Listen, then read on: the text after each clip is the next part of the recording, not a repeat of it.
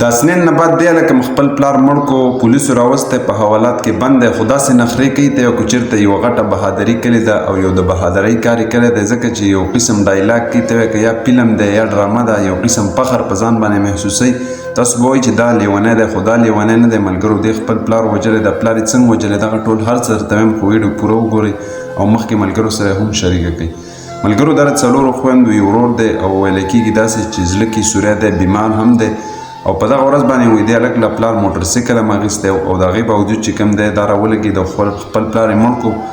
نو دا دوکاندار له تلی دی او دوکاندار ته ویلي چې ما له یو داسې قسم تومانچه راکړه، پسټول راکړه چې زه پرې نن یو مړی کومه چې ښه مړی وکړي او دغه انسان بچ پاتې نه شي.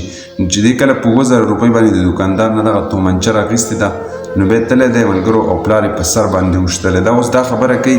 چې دا پلار ما ځکه په سر وشتو چې دا په دې کټ کې الټه پروت و، نو ما ویل که د دې دا خپې دي، خو د هغې چې کوم دی په کټ کې الټه پروت و هغه سیټ ته د هغې سر و، نو سر یې ولګېد. نو دغه پلار یې چې کوم دی د خپله لاسه د دې دنیا نه رخصت کو او مړی کو. ډېره زیاته د افسوس خبره ده ملګرو، ځکه چې نن سبا اولاد ته هم سوچ وکړو دا ډېر زیات د مور او پلار نافرمانه دی، خبره نه مني. دا چې کوم دی دغه پلرونو د خپله لاسه د هغو داسې تربیت وکړي چې هغه بیا راپاڅي او هغه چې کوم دی د دې دنیا نه رخصت کړي مړي کړي. نو دغه ډېر